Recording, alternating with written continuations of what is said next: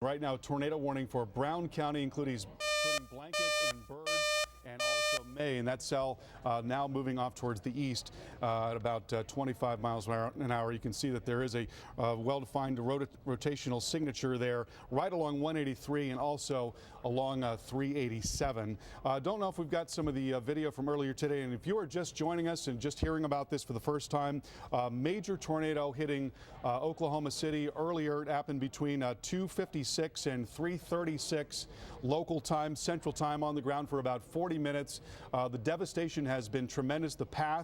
The damage path as much as 2 miles wide in some spots. We've seen entire neighborhoods that have been devastated. A couple of schools have been involved. We are hearing that some areas where children were sheltering were significantly damaged. We're not sure about casualties in those areas, but this is no doubt going to be one of the worst tornadoes that we have seen in American history when all is said and done. And the threat not over yet, as we are still watching a number of supercell thunderstorms now across parts of Oklahoma, and we'll have more on that coming up in just a moment. Let's get over to Alex Wilson now with some new information. Well, Carl, you were just referencing the elementary schools that were damaged today in those Oklahoma City areas, really South Oklahoma City into the Moore area. And one of the schools that we are hearing about is the Plaza Towers School. This appears to be a K-6 or pre-K basically through 6th grade. So this is an elementary school. We're talking about kids up to about the age of 12 years old. This is on Southwest 11th Street, so it is just off to the west of Interstate 35. This would be one of the harder hit areas. And you can see, looking at this footage, the city is almost on a grid. We have these streets and then at right angles, the other streets. So it's looking at like a grid system with the neighborhoods, schools in between. This isn't too far from the Warren Theater that did see significant damage. Also, the Moore Medical Center is nearby to this Plaza Towers School, but we are hearing reports about 75 students and teachers that were seeking shelter. Again, this storm hit around 3:30 local time. We are going to look at video. I'm sorry, what was that? That's right. We have the video. This is the area roughly where this Plaza Towers School was, and you can see these grids basically just wiped out. These neighborhoods in between these major streets that would go in between the neighborhoods. That Plaza Towers School around this area, again, Southwest 11th Street, about 75 students and teachers were sheltering, and you can see there is some of that video of that school just decimated. And look at some of these homes around the area just completely ripped apart. Now, likely this was coming around the time that the school would have let out. This would have been 3:30 about local time, so most likely an elementary school either getting ready to let out or soon letting out. So most likely these kids were being held. Many of the local schools have finally begun to let kids go. We have seen reports of Westmore High School beginning to dismiss students, other Oklahoma City area schools dismissing. Now, there is a search and rescue area at the Warren Theater parking lot. This is very close to that Plaza Towers School. Now, as we heard from the KFOR coverage, it did seem like about 30 children, according to one witness, had been pulled out of the debris of this Plaza Towers School. No word on whether or not they were seriously injured or not. That witness just said he had seen about 30 people. No word if that goes into the 75 students and teachers that were seeking shelter, or if that's in addition to the 75 students and teachers that they were going to continue to look for. But that search and rescue is nearby at that Warren Theater parking lot that did also sustain some serious damage. And you can see, as we look at some of the video, most likely some parents looking for their kids as they head over to the area. Now, officials have said try not to head into that area because it's still very unsafe to do so. But we are watching, I'm sure, some very nervous parents going and looking for their children at that Plaza Towers School. And when we talk about a pre-K through 6th grade school, we're obviously talking about very young children. Pre-K starting around 4 or 5 up to the 6th grade, which would be about 12th grade or 12-year-olds. So some young children most likely trapped in this building as those rescuers head out. And as we look at some of that aerial footage, you can see what does appear to maybe be some young children. You can see a little girl in a pink sweater, also some young children with maybe parents nearby.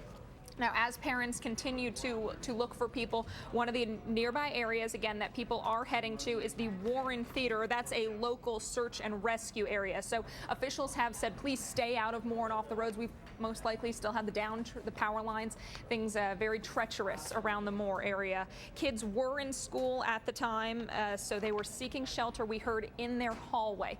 A lot of times here we do say that that's the safest place to head to, that most interior level, those hallways often without the windows. So a lot of times you hear of your children going to the school drills, or if you're a teenager, you know that your school takes you in for those tornado drills. You sit in the hallway, you put your head on your lap, and you huddle up into a ball. Unfortunately, as we take a look at some of this footage of these complete neighborhoods just decimated, unfortunately, I know a lot of people worried about the worst with the students in the Plaza Towers school. Another school that we are hearing about that could have seen some significant damage, Briarwood Elementary. Several reports coming out that this was the other city or other school, and this also is a pre-K to 6th grade school. So unfortunately, both of the schools that were hit did school very young children. No word on injuries there, how many people may or may not be trapped, whether or not there were students there at the time. But the Plaza Towers school, the one that we are looking at the damage in and around the area of, this apparently reportedly did have 75 students and teachers, and those search and rescue efforts will continue around there. We're going to continue to watch this, Kim and Kelly, and we will update you on the latest as this turns into a very big story around the Oklahoma City and more areas. A search and rescue will obviously be the top priority as we go through the next few hours and perhaps days. All right, thanks, Alex. Good information there. And it's just very tough pictures to see, especially being a parent and hearing about these schools. And if you're just joining us, a major tornado destroying parts of Moore, Oklahoma. And now we're getting word of several hundred people now being treated at the Warren Theater, also set up as a triage center with minor injuries. At least we're just hearing about the minor injuries at this point. All right, again, a very devastating, possibly EF4, even an EF5 tornado can't be ruled out in this situation. This thing was more than a mile wide when it came through just south of Oklahoma City. You're looking more at Moore, Oklahoma, just all the devastation as far as the eye can see, really. We've heard of hundreds of horses even being killed and some ranches nearby, but this also affecting a very populated area. We're talking about a lot of neighborhoods. We're talking about a lot of stores that were impacted, and unfortunately those 2 schools that were nearly destroyed, if not, just sustaining a lot of damage. So this is just a horrible situation that we've been following all afternoon. And again, a good point brought up. If a lot of these places that were totally wiped away from their foundation, some of these homes, these neighborhoods, there was really no place for these folks to go. So we do not have any confirmations on any deaths at this time.